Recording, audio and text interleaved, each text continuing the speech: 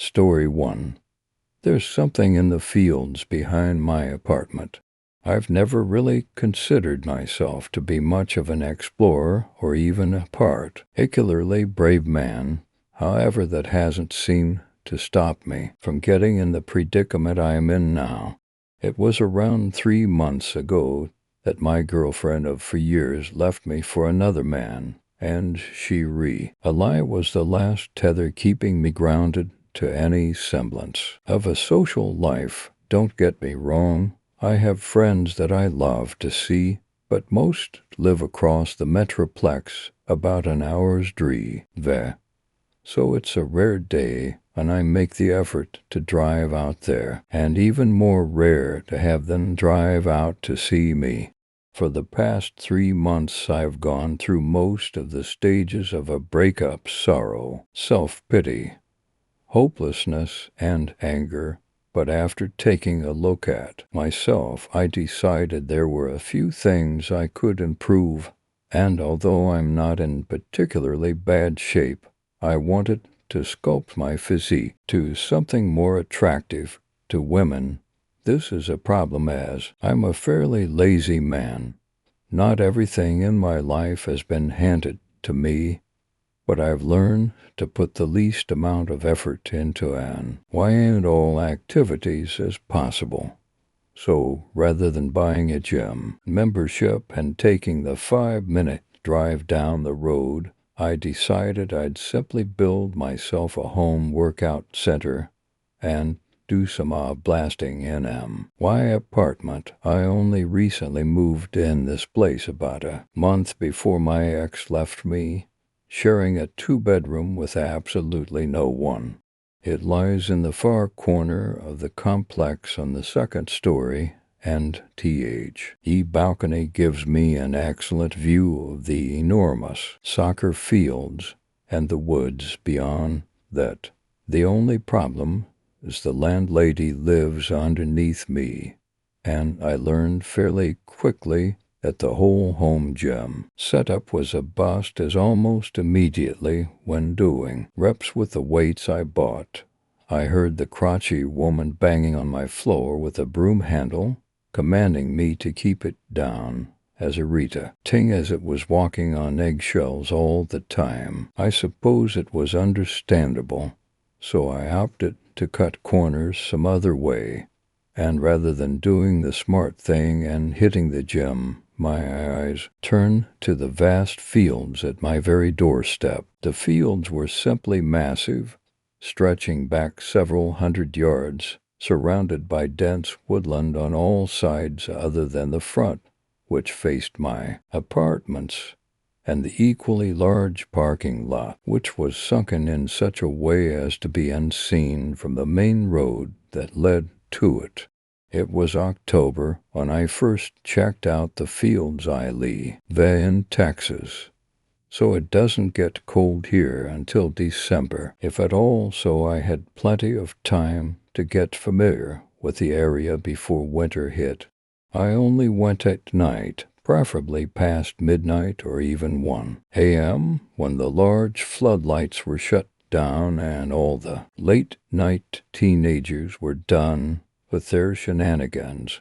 I would slip through the decrepit fence that shoddily guarded my apartment and disappear into the night, and during this time I felt amazing, completely uninhibited and alone, just the way I liked it.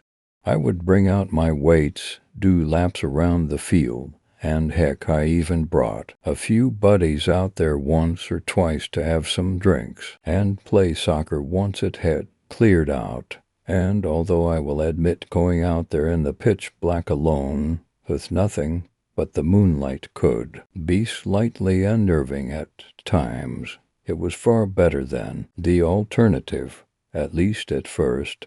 As my isolation grew, my sleep schedule strayed from the norm, and it wasn't long before I found myself awake at odd hours of the night. Even now, I'm writing this at 2 a.m., and about a week ago was a particularly rough one. After fruitlessly lying in bed for almost an hour and not then feeling my eyelids flutter once, I realized my efforts to fall asleep were futile, and I found myself crawling out of bed at 1 in the morning. It's strange, many of the times I find myself drawn to the field. It's almost as if I'm not in control of my body, movements, or even my own thoughts. And as I threw on a jacket in preparation for the chilly embrace outside, I glanced out my bedroom window, fanting to my bemusement that the floodlights in the field were still on because it was so late. I figured one of the workers must have forgot to turn off the lights for the night, and I thought little of it, grabbed my phone, and headed outside. I was feeling strangely courageous that night, confidently strutting out onto the barren field, dropping off my shirt and jacket and near the edge, feeling like the biggest man in the world. And after putting some music on my phone, I headed to the center of the wasteland, halfway expecting to see someone out there waiting for me. The overpowering luminescence of the floodlights, combined with the sharp contrast of the utter and complete darkness of the forest encompassing it, made for an odd sensation indeed. But I still found myself walking to the center of the field and simply observing my surroundings in the darkness. In the early hours of the morning, it is easy for one's mind to play tricks on them, and it was not uncommon for me in the past to do a double take over my shoulder whenever I thought I saw a shadow sprinting through the night, only to see a harmless flag or feel a wave of fear crawl up my spine when I heard a rustling behind me, only to discover a plastic bag in the breeze. But this night felt different. The glaring light cast long and dark shadows across the field, and as I marched around, cold and alone, with only David Bowie blaring from my phone to keep me company, I felt remarkably uncomfortable. After kicking a soccer ball around the field for less than 5 minutes, a strong gust of wind hit my shirtless body, leaving me shuddering involuntarily. But this was met by a loud clanging sound of metal on metal from the woods at the edge of the field, which halted my shuddering almost immediately as I stood, still as a statue, with goosebumps quickly forming up my arms. As I mentioned, it was not uncommon for there to be noises around the field, even at night, and I quickly rationalized that the wind had knocked something against the large metal garbage can at the edge of the field, creating the clanging noise I had heard earlier, and I continued with my workout, still in the zone, but alert. David Bowie abruptly shut off, jarring me into glancing at my phone. Damn it, I thought out loud, the battery had died. That's when I heard the clanging noise again, and my head snapped back towards where I perceived the noise to have originated from. I waited several seconds, no wind this time. For those who don't know, in a large field such as this, it's nearly impossible to pinpoint just where a noise is coming from because of the effect echoes and having such a wide, unobstructed space. But I had the distinct feeling it was an OT coming from the garbage can at the other end of the field. I had enough fun for the night. Without glancing back, I put my phone in my pocket and started jogging away from the center of the load and back towards the hole in the fence that led directly to my apartment. And that's when it happened. The floodlights went out. I shit you not. Every single one of the fucking lights turned off instantly. Here I was, damn near naked, eyes watering from the cold and goosebumps covering every inch of my body, and darkness took the field. That's when my jog turned into a sprint. I felt exposed, alone and oh so vulnerable. I'm not a feeble or cowardly man, but I knew anyone or anything out there messing with me so late at night had to be even crazier than I was. I still had about 100 yards to run. When I glanced behind me, I don't know whether to be grateful or terrified that I saw nothing in the shadows of the night.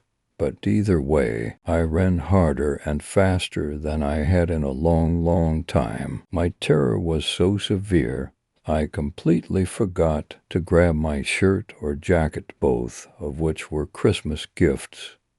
But immediate relief overtook me. Once I entered the premise of the complex, squeezing through the broken fence, racing up the stairs and slamming and locking the door behind me. Breathing heavily, I stumbled over to the kitchen table, my legs and lungs both burning with a white-hot pain. I was shaken, but I was all right. I threw on a shirt, almost completely forgetting about the one I left behind, and started to boil some water for some tea. When I knew I could finally relax, and that's when I heard it. Knock, knock, knock. 3 knocks on my door, my front door, at 2 in the morning.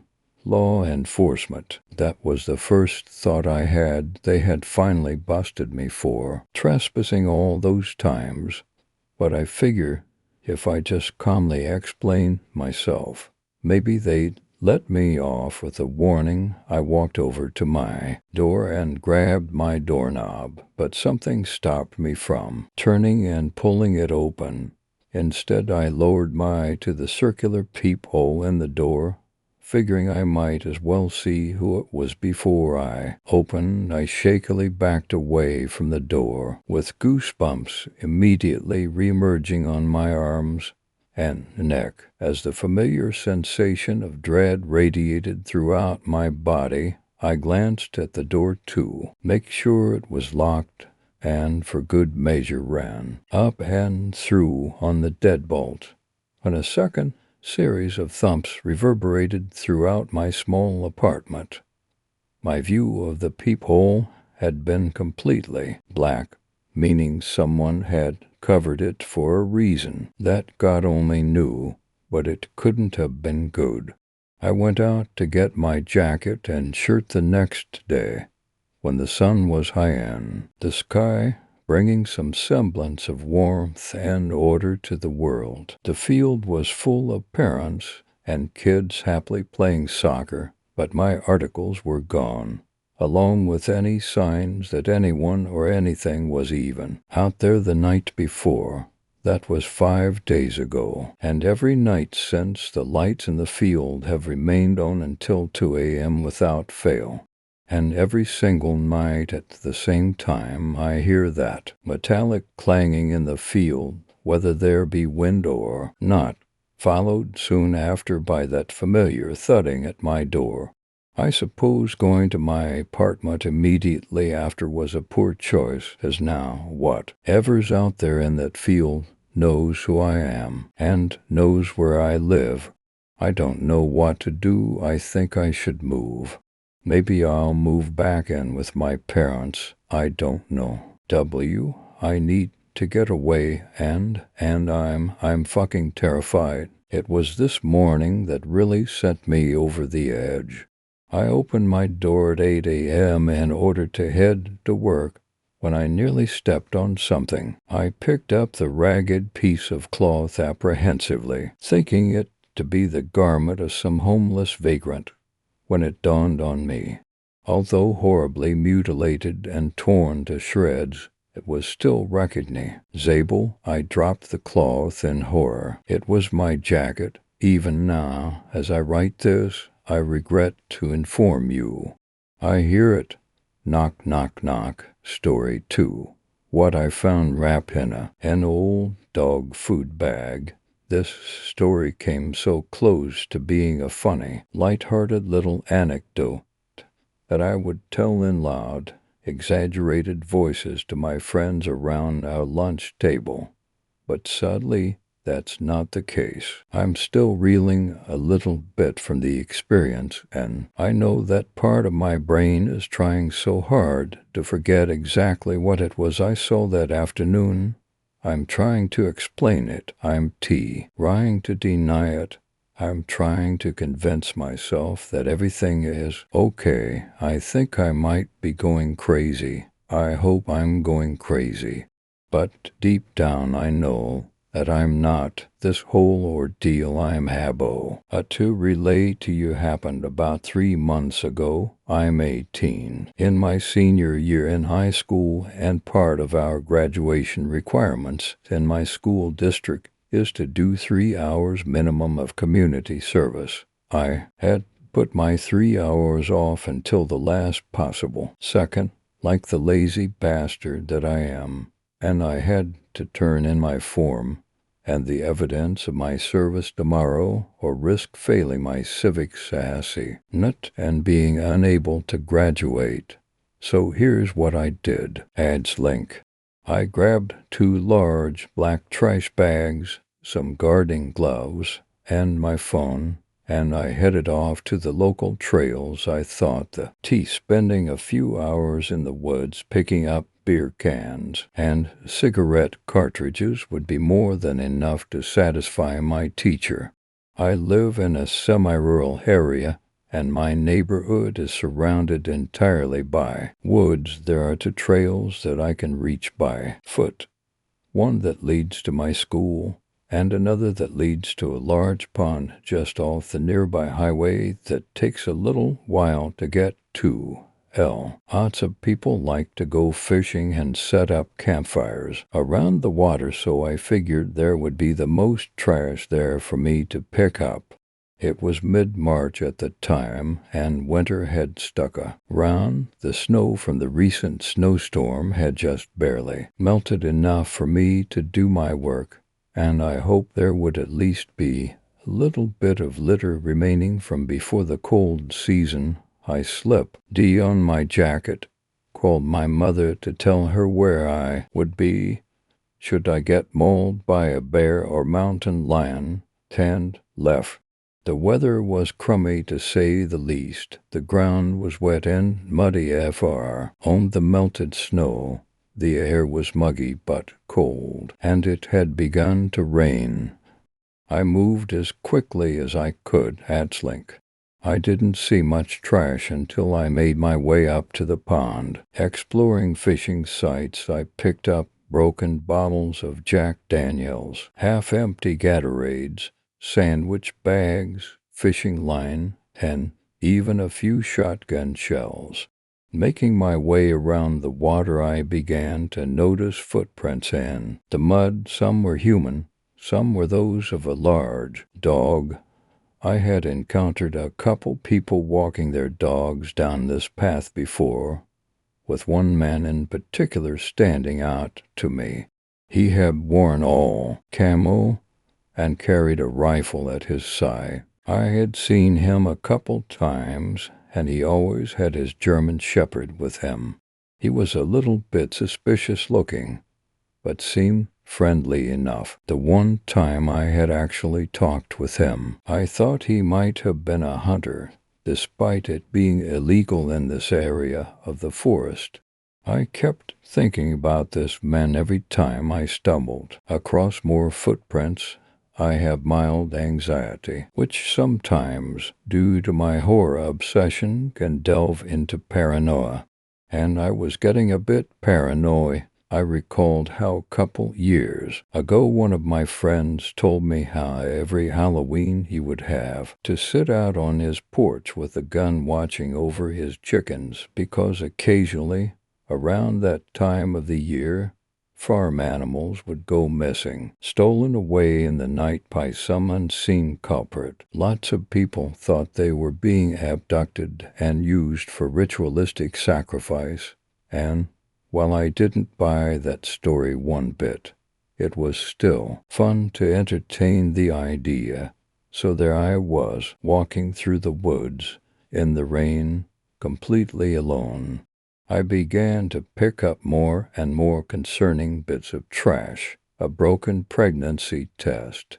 The hilt of a knife, and as I approached the public access area of the pond, I watched an old rusted pickup truck speed fast down the gravel road and out onto the highway, startling me. I had kid with my friends and siblings a couple times about how people met here to deal and purchase drugs, and pointed to the marijuana leaves and profanity carved into the wood of the bridge leading over the stream that flowed out of the dammed end of the pond. It was all a bit sketchy, but I dismissed my fears and suspicions as stupid, considering how near non-existent the crime rate was in Nighttown, and how wild my own imagination was. Adslink.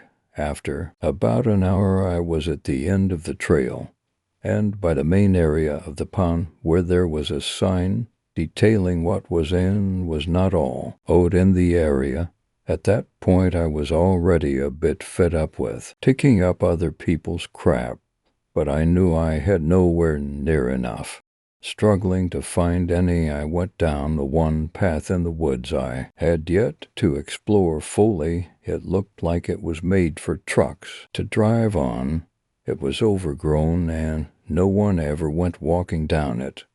But I was desperate, and in the distance, a little ways down the trail, I could see 2 or 3 bright blue and green bags slumped together in a heap. I thought having them would make my trash bag look more full for the picture evidence I was supposed to submit, so I went full art. Approaching the trash, I noticed they were dog food bags. Their openings were sealed shut with those thick rubber bands you sometimes find in office supply stores, but no one ever really buys. I brushed the snow off them and tried to pick the first one up to shove it in with the rest of my trash, but it was heavy, really heavy. And then curiosity got the better of me, so I opened one of them. The moment I removed the rubber band, I knew something was wrong, really, really wrong. A smell hit me, the smell of rot. Old, dead thing rot. It wasn't fresh. This had been here for months, and when I fully opened the bag, I couldn't recognize what was inside. It was black and red and brown with decay, and I could see the white of bone poking through.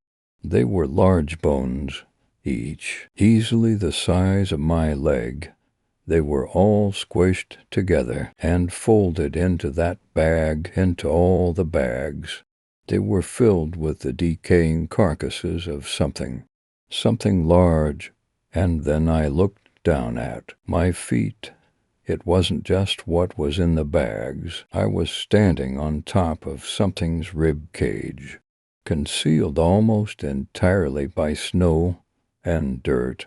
I had only just then noticed it. I freaked out, ran back to the sign by the pond and crouched behind it. I pulled out my phone and dialed 911, talking through the sound of rain. I told them where I was, I told them what I found, and they said that they would send a state trooper over to investigate, and that I was to wait right there for him to arrive. Adslink. It took about 25 minutes for the man to get there, and I grew more and more paranoid with every second that went by. Every sound of a car passing down the nearby roads I thought was someone out to get me, someone who would shoot me, cut me up, stuff my body in a dog food bag, and leave me to rot in the woods under the snow. I hoped to God they were animal bones, but they seemed too thick and large to be deer in my mind. Not that I knew much about deer bones. I tried to calm myself down, told myself that I was overreacting. So when the trooper arrived, stepped out of his vehicle and into the rain took one look at the bones and told me that people often came here to dump deer carcasses, I felt both relieved and extremely stupid. I apologized, told him I was stupid, and that I had overreacted. He was a gruff man, wearing that light brown uniform and hat. He didn't seem that tolerant of my mistake, just kinda mumbled to himself angrily the entire interaction. But he was an officer and instincty. Veli, I guess I trusted him. I asked for a ride home, not wanting to walk the way back, but he ignored me, said nothing more, got into his banged-up car, and drove away, tired, fed up, and drenched in rain. I said fuck it, figured I'd fudge my assignment, and decided to just go home.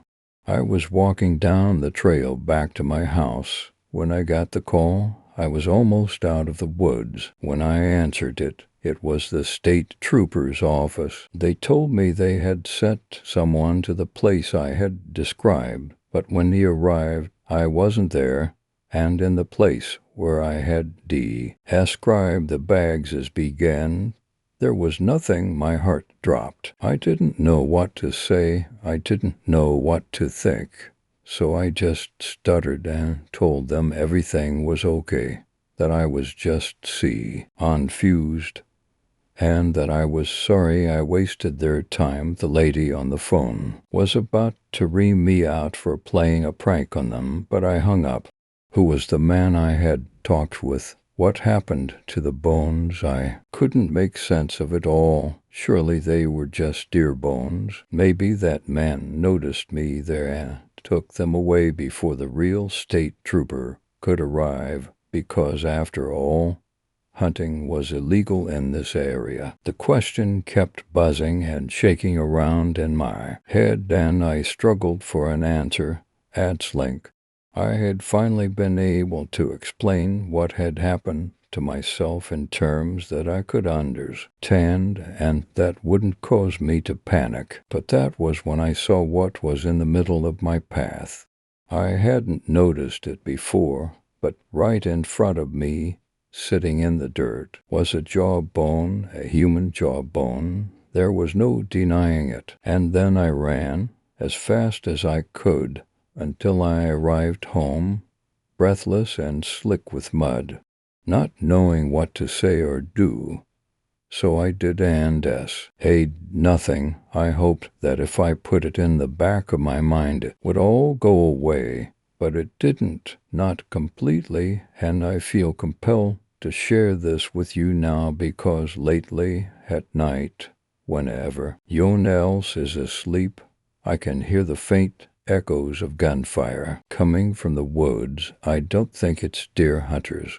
I've included some images below that I took that day I was to opt to take pictures of the actual bones, but I hope this is enough. There's my 911 call history and the texts I made to friends during my breakdown at the time. Story 3. The engineer sat quietly in his chair, hands folded in his lap, staring at the blank walls of his office. It was almost time to press the button. That was his job. Every hour on the hour from 9 to 5 he would press he button. He didn't even know what it did. For years of college and another 2 years to get his master's degree, and all he did for a living was press a button. He didn't complain about the money, though he made 10 times what an average mechanical engineer made. All he had to do was press the button. It wasn't as easy as one would think, though he could never be late. A call in sick, never nod off, even though there was nothing else to do except wait for the hour to come. Books as anything else that might distract him from his task were forbidden in his office. Every day, coming and going, the engineer had had to force his way through a crowd of protesters shouting things like, "Give us back our babies." He had no idea what that meant and had no desire to. Find out. He came to work to do his job, press the button 8 times, collect his paycheck, and go back home to his family. The engineer had a 9-month-old son, and since the unease that he demonstrators outside his office felt, he had trouble pushing the thoughts from his mind. What had happened to their babies? Why did they think that his company was responsible? He had never seen any babies, pregnant mothers, or, for that matter, anyone who did not work to enter or leave the building. Granted, his office was but a small part of a large campus. Sitting out there in Whitehall, near the airport, was perhaps the largest military logistics campus that existed in the United States. Logistics, particularly combat logistics, generally meant finding a way to get things that go people delivered to other people who used those things to kill the aforementioned people. He saw no ties to babies in that equation. As far as he knew, the campus consisted of 5 large office buildings, much larger than his, a National Guard barracks, 5 humongous hangars where they kept God knows what, a rail yard, and enough stores and entertainment facilities to accommodate the 50 people who lived on the campus. The campus was surrounded by a double set of 18-foot-high chain-link fences topped with razor wire. The engineer's office sat just outside of one of the sally ports entering into the campus proper. He had never, ever been inside the fences in the 10 years that he had worked there. Worked where? Come to think of it, he did not really know. He assumed that it was connected to the logistics campus because of the proximity, but there were no actual identifying marks on the building itself, just an address painted in foot-high black numerals on the white stone facing of the structure. He didn't pay much attention to the place, really. He remembered that 10 years ago, what hour, and he first interviewed for the job, he arrived at the place thinking that it looks as if it were built in the 1950s. He had just recently moved to the area, so as far as he knew, it had been there that long. He had been instructed to dress professionally every day, indicating a button-down shirt and tie, but not necessarily a sport coat or jacket. He had a badge to permit him entry, but it had no text on it. It was simply a white plastic rectangle with a blue square in the middle of it. He assumed that there was some sort of RFID chip inside. Even his salary gave no indicate. And of whom his employer was. His pay was directly deposited into his bank account under the innocuous name of employer. He received no pay stubs. Of course, the benefits were great B, and even then his insurance cards listed his employer as Employer C with a group number of 000. The platitude ours is not to questions why, ours is but to do or die. Cr. Asked his mind often, daily, in fact, perhaps because it was painted on the wall in his office lobby. 10:54 a.m. Time to concentrate. At 5 minutes to the hour, he would begin focusing his attention on the button and He prided himself on his ability to always press the button exactly on time, never a second too early or too late, as measured by the big hand on the analog clock hanging on his office wall. He was allowed a certain measure of leeway, but once he had pressed the button a full 5 seconds early and was called to the carpet over it by his supervisor, another slip-up like that would affect his performance review. A few more would jeopardize his job, and though no one had ever expressed it in words, he had the idea that this was not a job that you could simply get fired or resign from. There was Harold, for instance. When he retired, they had a party. Well, not a party, really, but Harold, he and some other employees gathered in the lobby for cake.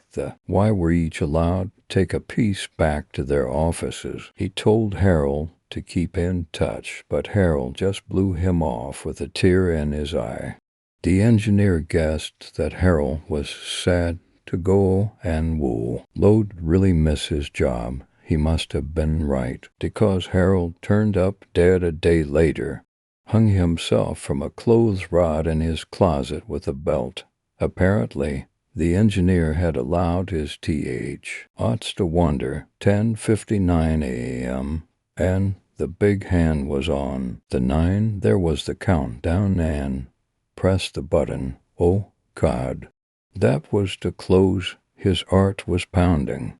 He held out his right hand, fingers spread, and looked at it. He was trembling uncontrollably. Told you that it was a stressful job. He thought aloud, thinking of his wife. 3 o'clock had finally rolled around. The day was dragging on, as usual. The engineer was in a rut. That happened sometimes. He had just pressed the button, and he heard a commotion in the hall. He stood and was about to head for the door when Justine opened it and pushed her way through, slamming it behind her. "We have to leave," she shouted at the engineer. "Leave. But we can't. It's not 5 yet. I need to press my button one more time before the end of the day." "Forget the button. We need to go now, while we still can." "No, absolutely not. I can't." The engineer was cut off as Justine grabbed his right wrist and dragged him back through the doorway. People were running up and down the hall, some carrying sheaves of paper, others carrying trash cans or boxes bursting with journals and log books, all making their way to the incinerator room. He had noticed it before, but never been there. He thought that trash incinerators went out in the 60s, probably outlawed, and it was a leftover from the days when the building had been first put in use. Jimmy pushed his loaded mail cart down the hall, nearly toppling it as he made a quick turn into the incinerator room. As the young clerk opened the door, the engineer choked on the smell of singed paper and ash. "What's going on?" Justine stopped and turned back briefly. "I told you," she growled. "We have to leave now." The engineer just gawped at her. He would obviously not be getting an answer any time soon. He figured that he had better just keep quiet and follow instructions. Whatever was going on, it seemed serious. Stein kept pulling and led him toward a rear fire exit. The door had been labeled fire exit anyway, and open only in case of fire. The engineer always followed the rule. So of course he never opened it. He had wondered about it, though, because from the outside of the office building he deduced that it would open inside the campus fence. Now he was being hauled through it. He was correct. As they emerged through the doorway, he saw that they were inside the inner campus fence. There were people, civilian people, thrown outside the outer fence. Their fingers were laced through the fence, and they were shaking it, trying to push their way through. They were shouting again, "Give us back our babies. You are thieves. You stole them. We want our children." The engineer squinted and pinched his mouth. "What are they talking about?" "Just keep moving," Justine answered as she pulled him back away from the fences. The outer fence had just collapsed under the weight and force of the crowd of people, and now they were at the inner fence, still screaming their protests. "Where are we going this time?" Justine gave him an answer. "To the rail yard. I think we can get out on one of the trains. They can't stop it. The box cars are the safest place to be right now. Anyway, they're armored. Why?" The engineer gave up trying to get answers. He broke from Justine's grip and began running toward the rail yard on his own. The horde had now broken through the inner fence and were running after them, as well as the rest who were fortunate enough to escape the engineer's office. Glancing back to look at the crowd, he now noticed that the office was on fire. The people were growing frantic and began throwing anything they howled find rocks, bricks, tools from steel chests in the work yard. They reached the rail yard and one of the box cars when a crescent wrench hit Justine in the head.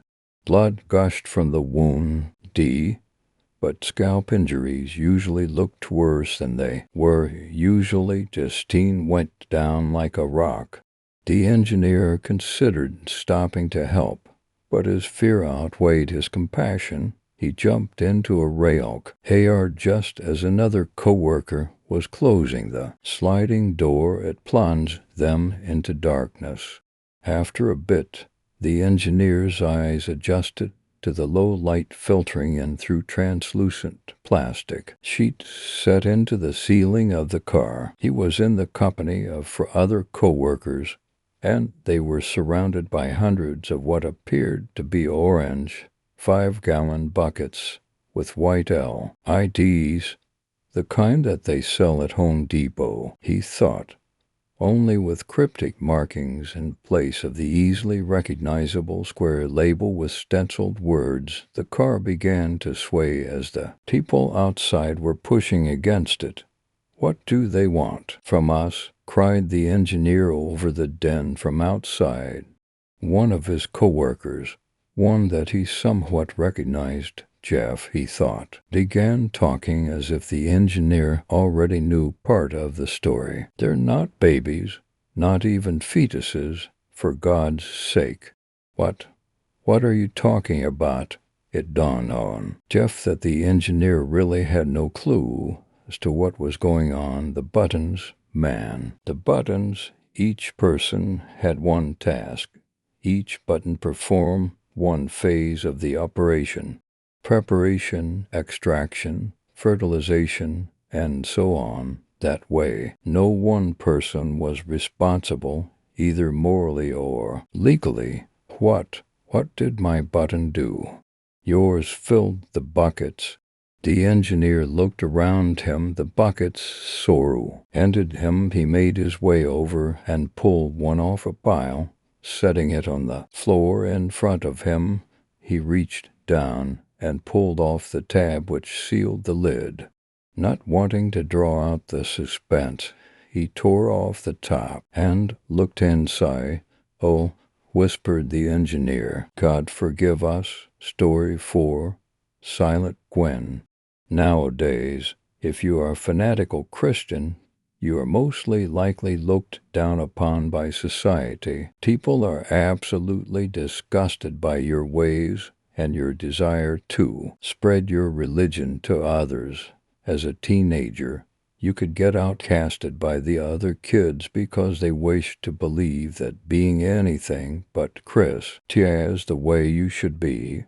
When I was growing up, the popular religious ideas of the public were very much the opposite. I grew up in a very small town with a population of a mere 50 people.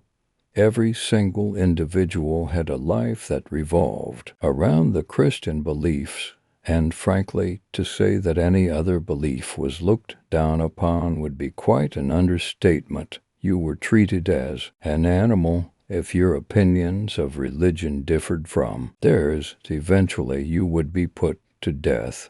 Since it was such a small town, murder wasn't frowned upon because everyone had gotten so used to it by now in most people's minds. If you were putting a heretic to death, you were merely curing a disease.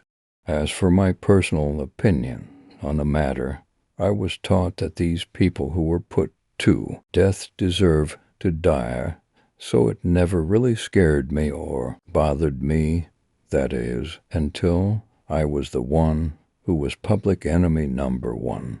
The worst part is that it wasn't really my fault. I always obeyed the rules of the religion. As a child, I attended church every day it was required, and when it wasn't required, I spent hours in there just praying. If I somehow managed to run out of things to pray about, I would just talk to God. It was a comforting feeling to know that a higher being was looking down at you and keeping you safe as long as you were good. It seemed like a reasonable deal. As long as you are good to him, he will look after you. Though I would spend hours at the church, I still felt the need to pray to God even more.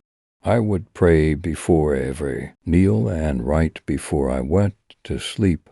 I love God so much and wanted him to know that I did every hour of the day. When I was first approached by the unknown entity that crouched at my window, I didn't yet know what his intentions were. In fact, I thought he was a guardian angel sent from my Lord. I figured that his repulsive features were simply there to test the strength of my loyalty. I'd simply wanted to make sure I would not judge this angel sent from heaven merely by its looks. He wanted to make sure I would love this angel no matter the physical flaws. Its smile was crooked, for some of its teeth were shattered. His black, sloppy skin loosely hung around his bones, revealing every dent in the bones of his fingers. His eyes managed to claw their way into my head, and I found it very difficult to make eye contact. They seemed to swell out of the sockets. I think they had a problem staying in place due to his skin that seemed to be melting off. The eyes themselves had cracks of red in them, but beside that, they were a thick, milky white. At first, of course, I was frightened, but then I remembered that there was no reason for the Lord to send any harm my way. I was a good child. Hello, friend. I grinned and stuck my hand out to him. His head slumped onto his left shoulder and his mouth fell open. After waiting a minute or two, I realized he wasn't going to reply to me any time soon. "Were you sent by God?" I asked. Instead of using words, he replied with a low, gravelly snarl. The sound unsettled me, to say the least. Chills trickled down my spine, and no other words seemed to be able to escape my lips. He clamped his jaw shut and began to make his way off of my window and back into the shadows of the night that awaited him outside of my bedroom window. A while after he disappeared, I finally noticed that slimy, murky substance that he left behind on my windowsill. In the morning, I decided that telling my parents would be a terrible idea. The being that came to my window last night was a personal message from the Lord to me, not them. I assumed if God wanted me to tell my parents, he would have sent him to their window too. My morning was a typical one. We all sat down to pray. We ate our food and headed off to church. On the way to church, I couldn't help but continue to focus my thoughts on that creature.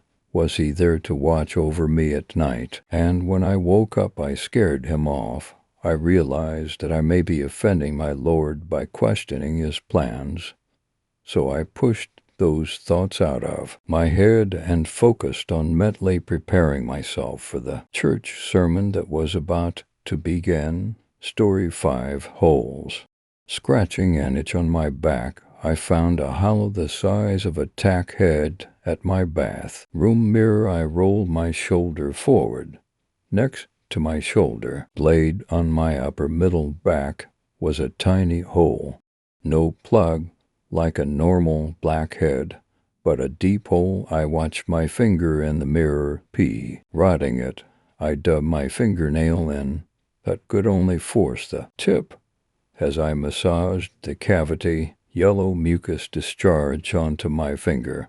From the top shelf of the hallway closet, I took a small flashlight, watchy, and the mirror. I shone light into the hole. It went deep, hopping onto the edge of the sink. I twisted my body and tried to see if there was a bottom. But inside the hole, as far as I could tell, there was only darkness. Later, walking down the hall of my apartment, something stopped me, a faint buzzing. I scanned up and down the hall. There, walking along the top of the wall, it was a wasp. The wasp was alone, walking serpentine, seemingly in no direction in particular. I considered whether to kill it. I had bug spray in the hall closet, but hated the smell, especially when I was about to eat. I decided to deal with it later and went to the kitchen. As I finished my meal, the itch on my back worsened. Scratching it only strengthened the burning, making my shoulder twitch. I went to the bathroom mirror, removed my t-shirt, and rolled my shoulder forward. I gasped. Holes, 5 of them. They were perfectly circular and of equal size, clustered together at the edge of my shoulder blade. I prodded the center, and it crumpled inward like paper. When I pressed harder, I felt resistance. I stared at the holes for a long time, waiting for them to do something. But nothing happened. I considered splashing on some water, but the burning had subsided. A rash, I thought. Maybe the shirt pissed it off. Asterisk, asterisk, asterisk, asterisk, asterisk. I couldn't sleep. Splayed on my front. Drool pasted my mouth to the sheets. My shoulder throbbed. I couldn't help but reach around and scratch. My fingers dug into skin that felt deeply cracked and flaky. My hand recoiled. I swung off the sheets and went to the bathroom mirror. A gray mound had formed across my back, riddled with holes. I suddenly found it difficult to breathe. I sat on the sink, body twisted, staring at the holes. Each one was well defined. At the edges of the shapeless growth, my skin was buffy and red. I poked it. It was tender. USS must have been pooling underneath. Then I felt something move. The thing, small and black, covered in red mucus, emerged from a hole in the center cluster. I froze. It was an insect's head, twitching as it wriggled out.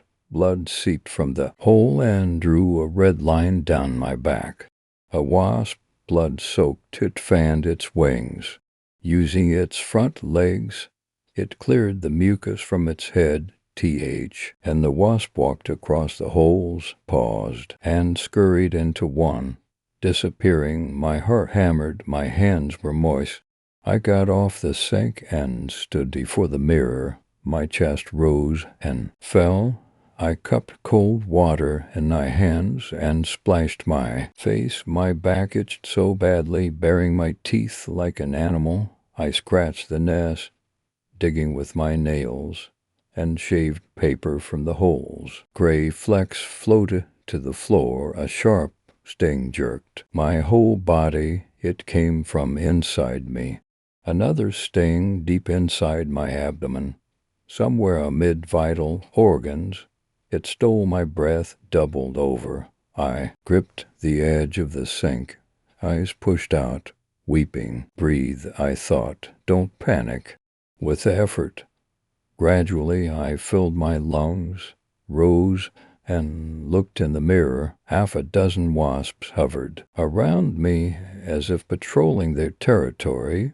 They circled me. I covered my ears against the biting hum. Asterisk, asterisk, asterisk, asterisk, asterisk. I met my twin sister at a local cafe. Acutely aware of the nest, I leant forward in the booth and held that posture so as not to cause more stinging. I wore a light black cotton shirt. The wasps seemed to accept it, only having stung my insides once so far. As I sipped my coffee as he arrived, wearing a long white collared shirt and black tights. Her hair was jet black like mine. We had the same pallid skin and were both thin and small-framed. She gave me a half-smile and went for a hug. No, I guarded with a hand.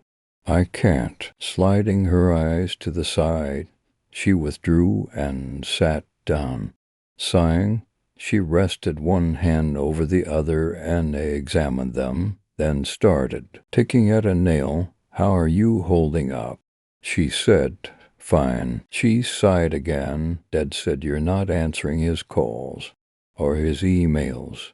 She finally looked up. Her hands covered her mouth. Oh, God. I glanced at my shoulder, then downturned my eyes. You look awful, she said.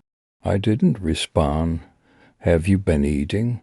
I nodded and sipped my coffee, considering whether or not to tell her about the wasps. They were moving throughout my chest cavity, navigating between organs, reinforcing the walls of their nest with more regurgitated pulp. Some inched their way to the surface of my back. Annoy, I sensed, at being closed off by the shirt. I need you to do something for me, I said in a weak voice.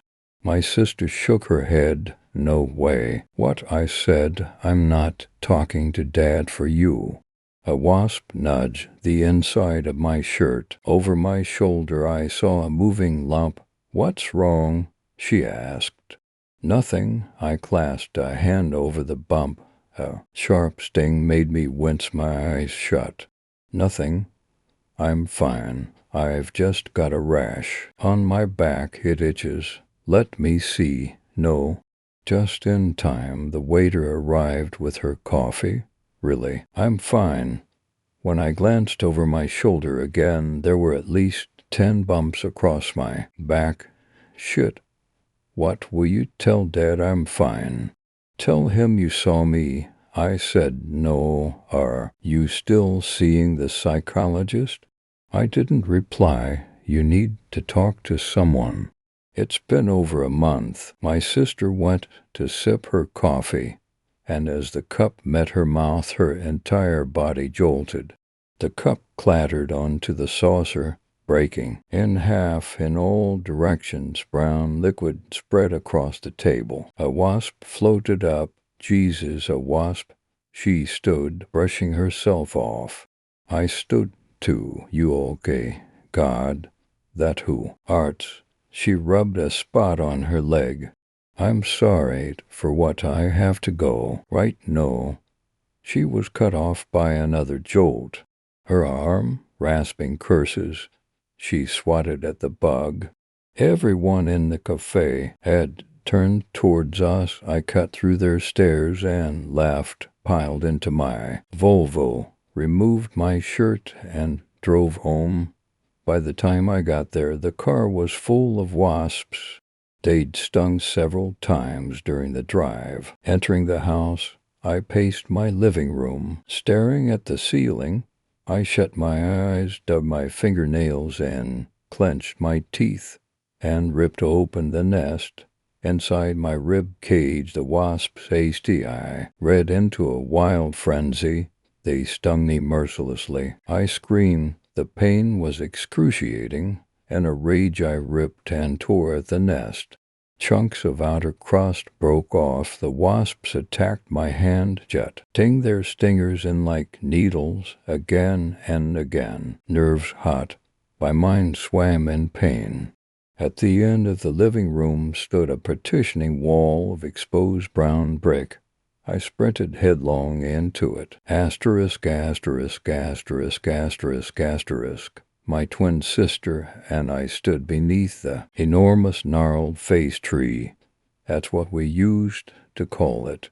It was long dead, well before we were kids, etching our names into it with a Swiss Army knife, the hollowed-out center yawn open like a shrieking mouth, and above were two thin gashes for eyes where the bark had rotted away, leaving smooth, discolored wood deep in the forest, the sky overcast, the air cold. She tended to the pile of sticks and logs, averting your gaze from my body. Severely hunched, I was angled against the tree, taking protracted, strained intakes of air, but I could view what she was doing through one weeping eye. A cluster of egg-filled holes closed over the other.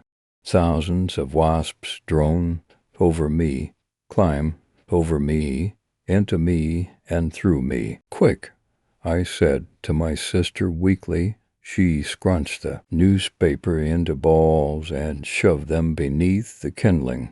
"This can't be the only way," she said, rubbing a tear with her wrist. "You need to see a doctor." I didn't have the energy to answer, but I looked it up online and knew this was the only method to displace the colony without angering them. My body was a raw husk of throbbing pain, my skin a seeping landscape of welts. Another round of stinging would kill me. She lit the fire.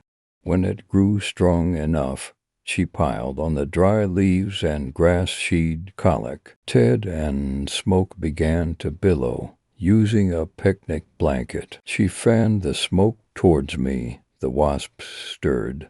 As they scurried to the surface of my body, I wondered whether I could survive without them. Some must have dislodged from deep within my viscera, because they emerged from the holes sticky with pink mucus. As my body emptied of the bugs, like fluid aspirated from a painful cyst, I felt tremendous relief. I was suddenly lighter. A crack echoed throughout the woods as I straightened my back. It was the nest breaking.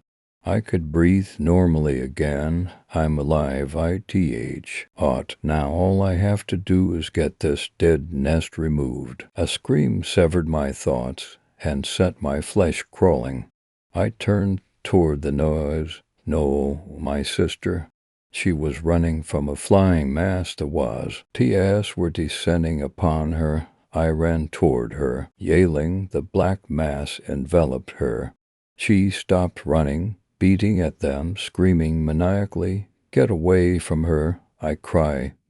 At my voice was lost in a deafening hum so loud it seemed to vibrate the earth.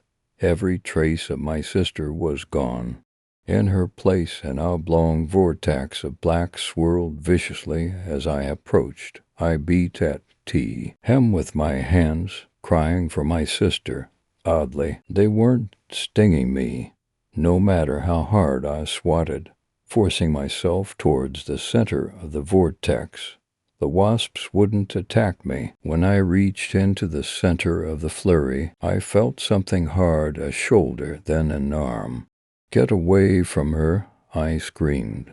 The volume of the buzzing weakened to wasps W, air gradually dissipating, and the shape of my sister was revealed. She lay in my arms. The last few bugs rose from her body, and what they left behind set me into shock.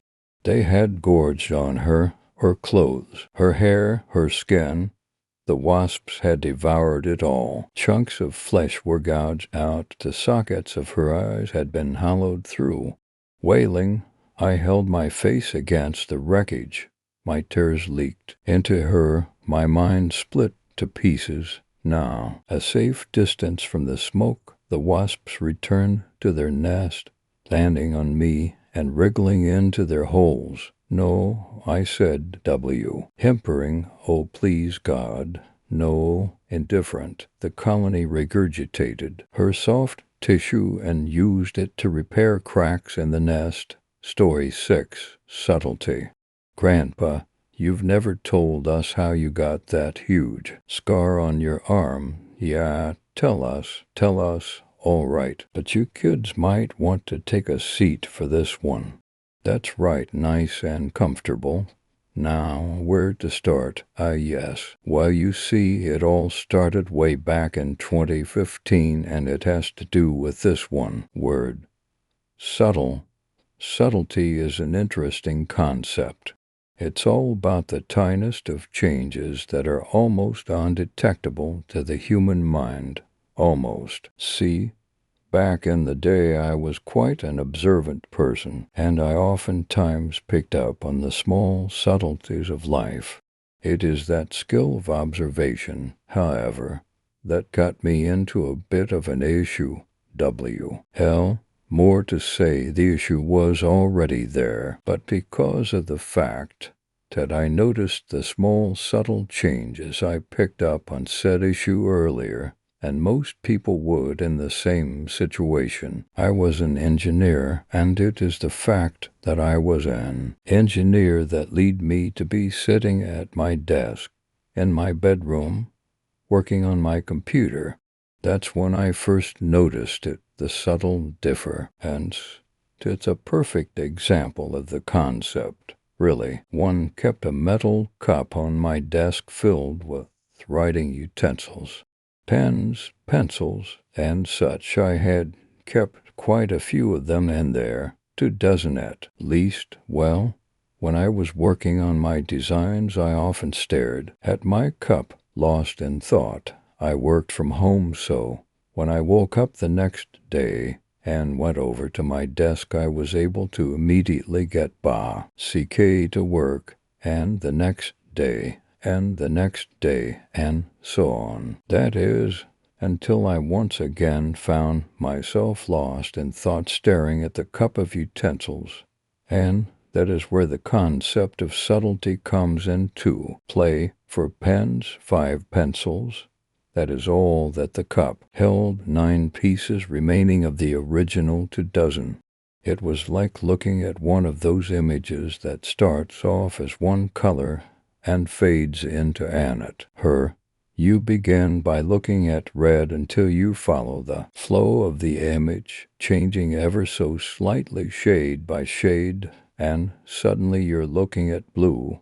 That is subtle change, and that is what happened to my writing utensils. At the beginning of the week, my cup had been filled with them, but every day the contents of that cup had been ever so slightly different. One pencil disappearing at a time, a pen there one day, gone the next. It is the insignificance of the disappearances that made them so easy to miss, even for me, but that sudden realization of their disappearance had tipped me off. I know I sound like some crazy old fool, but it was not possible for me to have lost the pens. I never took them away from that desk.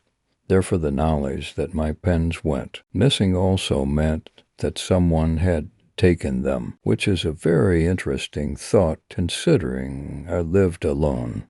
Missing writing tools was one thing, they're mere pennies to replace. But now that I was hinted towards the disappearance of some of my objects, I started to notice quite a few more subtle disappearances around my home. Socks disappearing on laundry day is not an uncommon occurrence, but I was quite certain that mine were being taken, not lost, and when I went into the kitchen and opened my drawer, there were 4 forks. 4, when I undoubtedly owned 5, and I never took my silverware from the kitchen. There was something going on that I was unaware of, but the reasoning for it remained unexplained. I thought perhaps I should call the police. My things were clearly being stolen, but I believed I would be viewed as more of a fool than anything else. Even now I do not think the police would appreciate the ravings of a man and claiming his socks and pencils are being stolen. So, if I couldn't go to the police, I had to think up my own solution, and the first logical thing that came to mind was to change my locks. It sent a shiver down my spine to think that someone might have been in my house unknown to me. But after I had the new locks in place, I felt like I could sleep easy that night.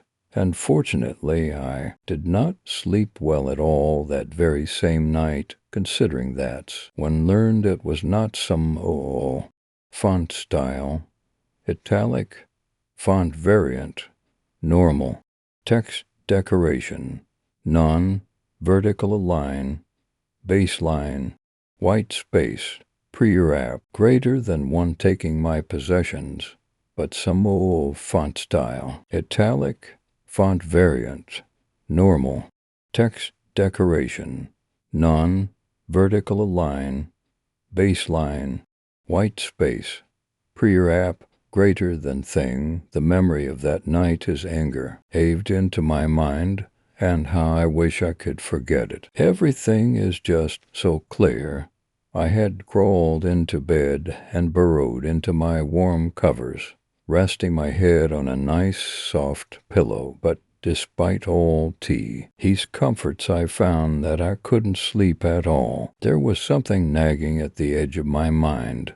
I still don't know what it was that kept me awake, but after half an hour of tossing and turning, I heard something that set my heart racing. I am a finicky sleeper, so I kept my room completely pitch black, door closed, blinds drawn, and as silent as possible, which is why my heart nearly stopped when I heard a nose in the dark. It was no louder than a few coins jangling in your pocket, but in the silence of my room it was deafening. The nose, nothing more than a tiny metallic rattle, came from the corner of my room where I kept my desk.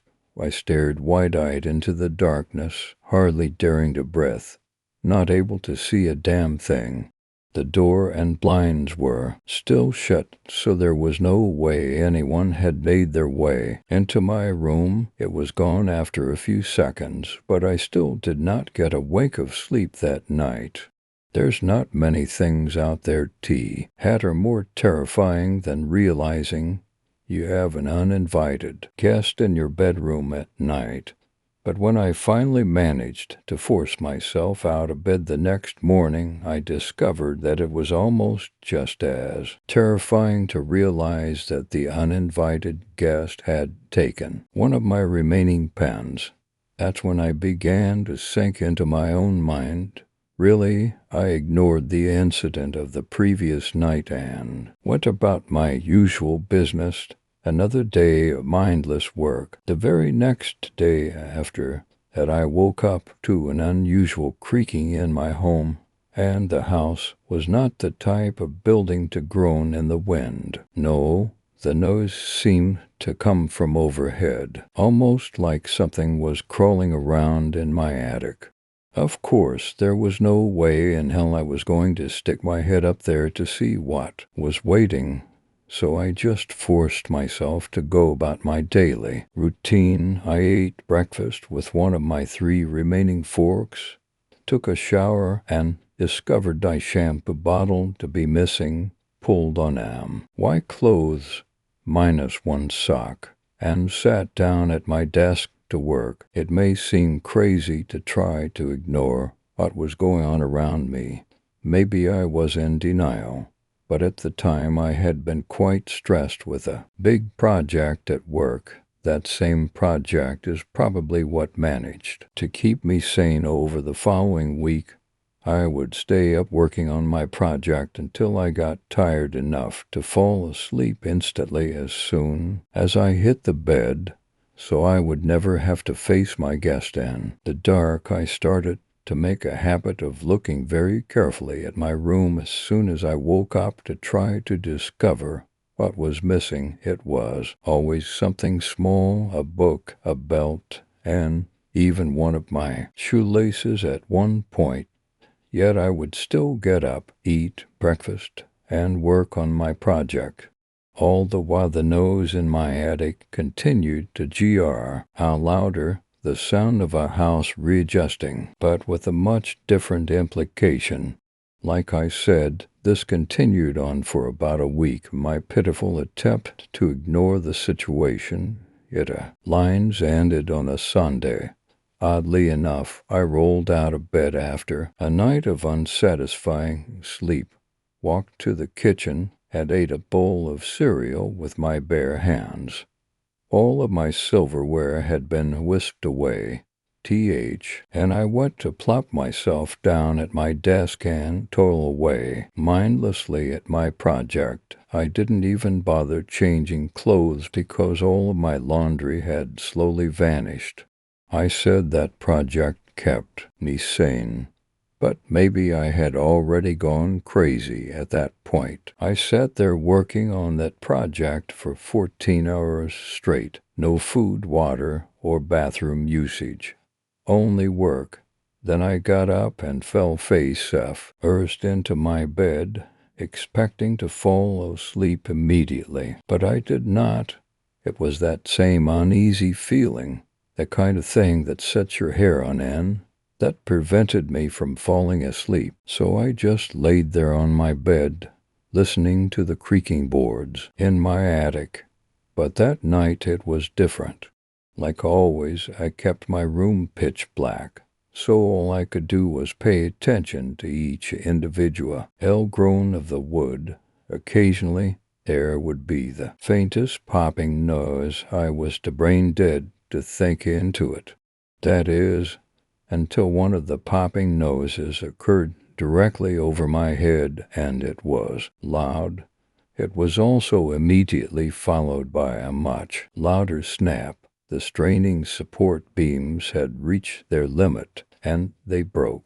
I had no idea what was going on. It was dark, and all I heard was a massive rumble, something like thunder. Even so, I still managed to roll to the side, and that instinctive roll is probably what saved my life. Even the neighbors heard the crashing, and they all hurried over in the middle of the night to check on Emmy. When they managed to force their way past my locked front door, they eventually made it to find me in my bedroom. That's where they saw me with my arm pinned under one of my home's support beams, as well as a massive pile made up of every single one of my missing items. Like I said, subtlety is interesting.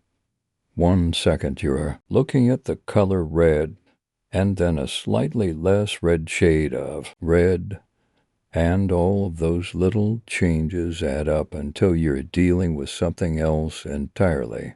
You find that you're not longer looking at red, but at blue, and I found out that something, I still don't know what, had spent days on end stealing tiny little items from me and piling them up above my head, adding all of those subtle little disappearances together into one large clump, all in the hopes that it would come crashing down onto me while I slept.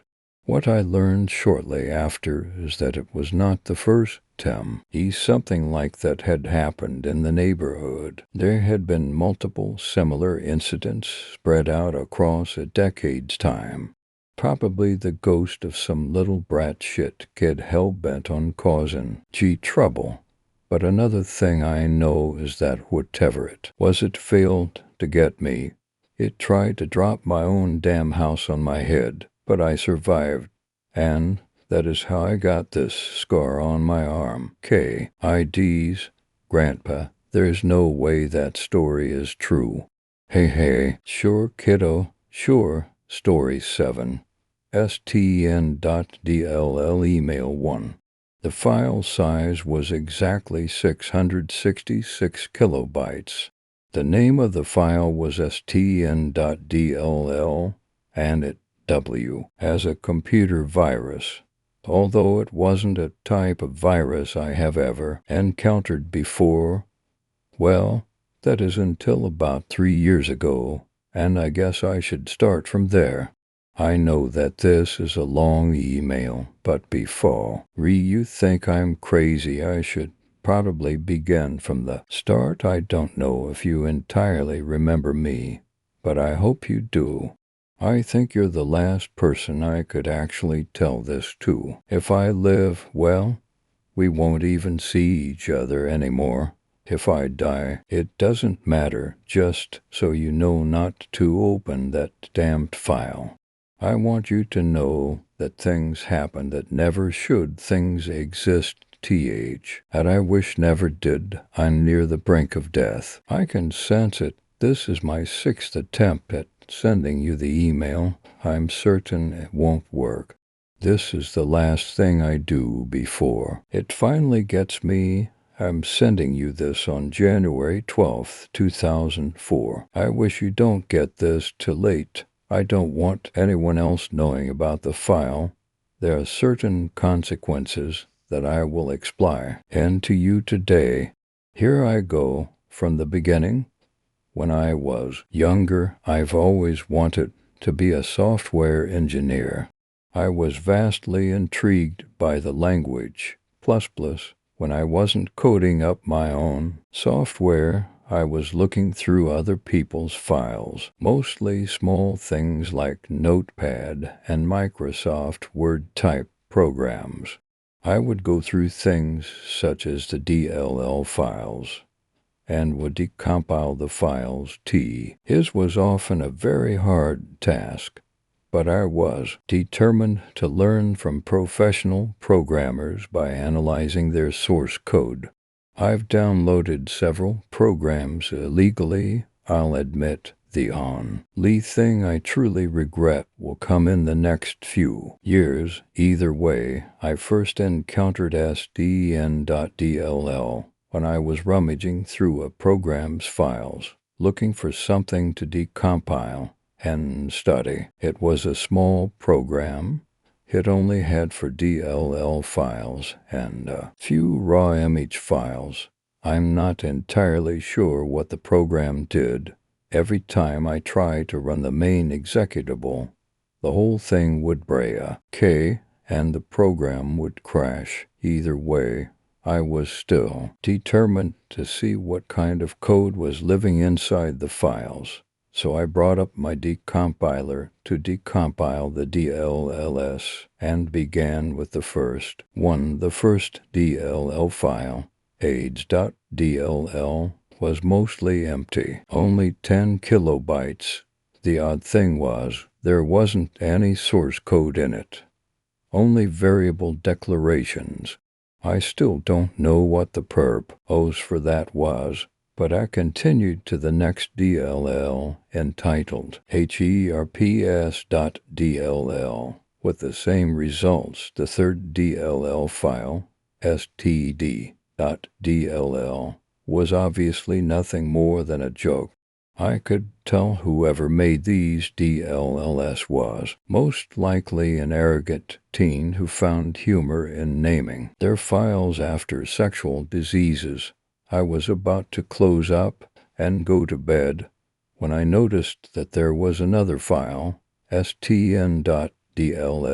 I didn't really want to open it up. It takes a long time to decompile a DLL file. However, there were a few oddities about the file. The name, stn.dll, was somewhat uncomforting, seeing as the one who supposedly wrote the program liked rather sexual names. Then there was the fact that the information behind the file didn't match the others. The author information, the date created, there were stark differences, almost as if the DLL file wasn't made by the same person who made the others. And then there was the fact that the file size was exactly 666 kilobytes.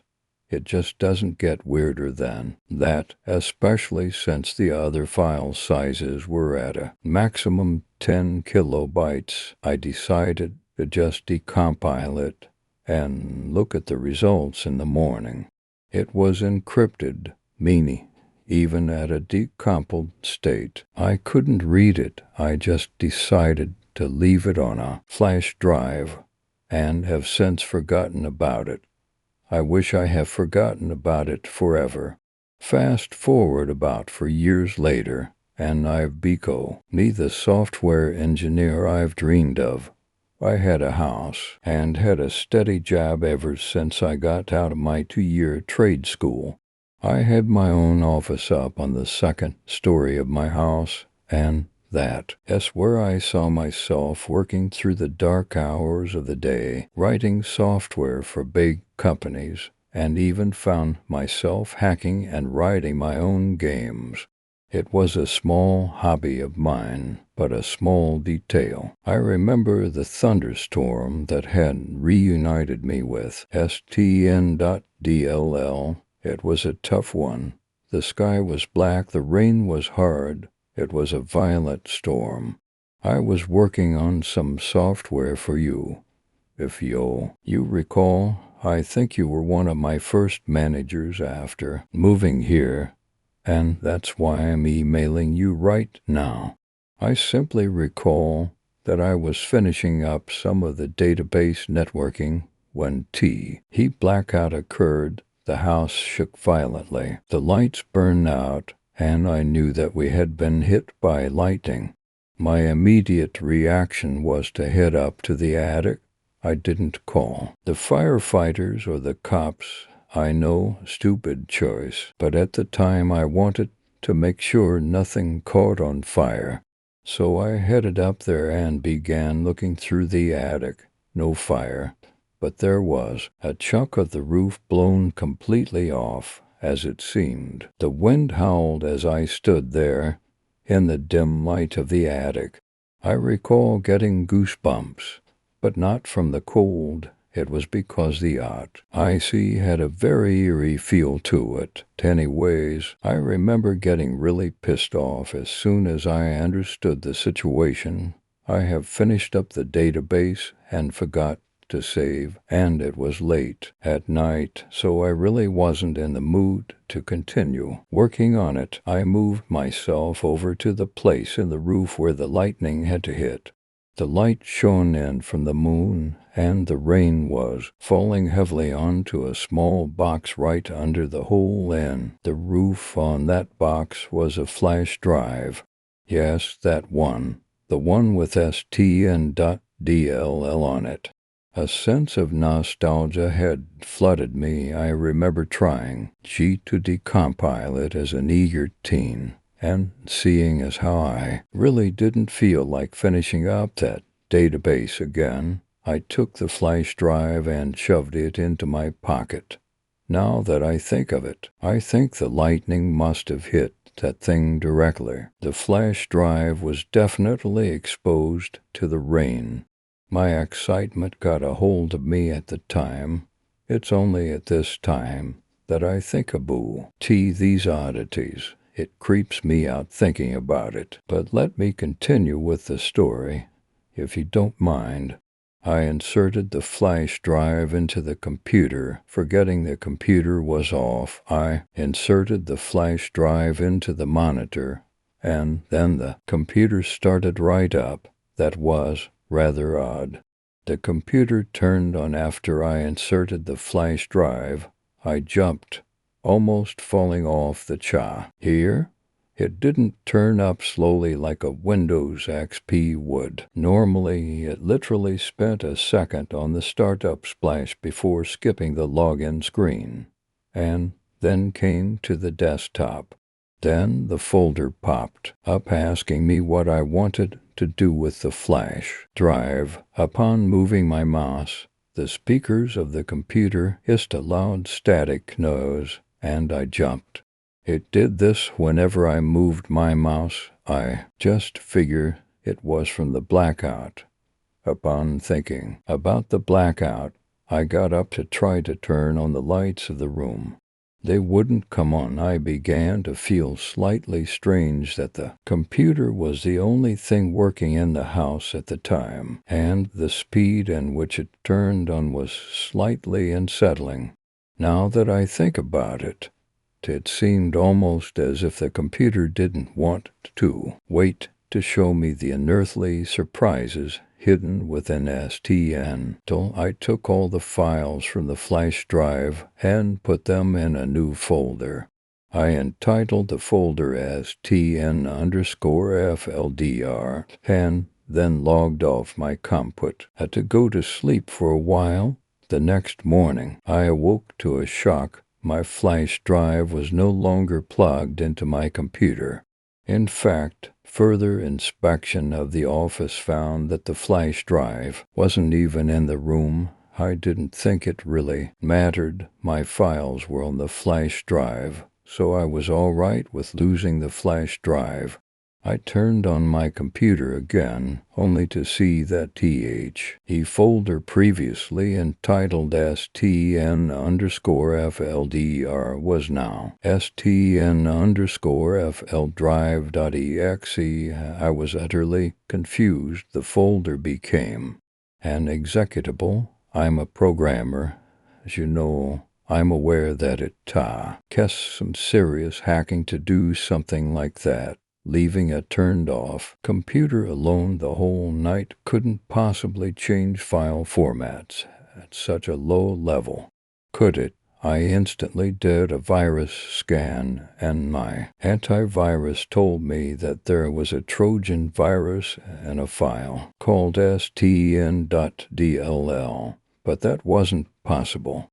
The DLL file had transformed the whole file into an executable, meaning that all DLL files in that folder no longer existed, including stn.dll.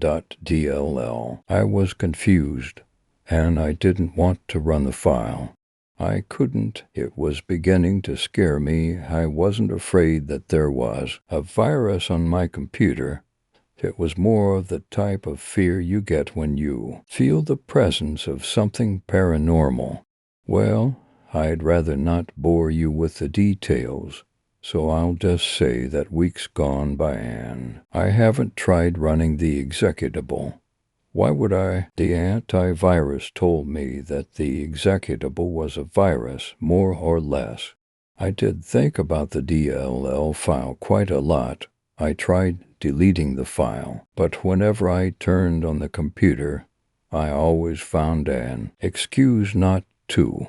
I would check Facebook or my email, and then forget why I was on the computer, and log off or begin programming. I wondered whether or not I got a virus from the web that was dormant until I inserted the flash drive. But then again the folder change of the computer was turned off overnight. Eventually, these thoughts were too much for me. The executable change file size several times of the course of the weeks.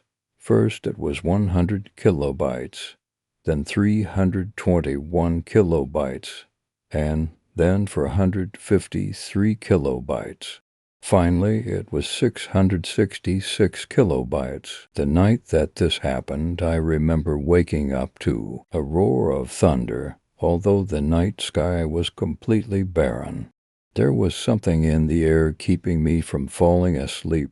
I began to think of stn.dll.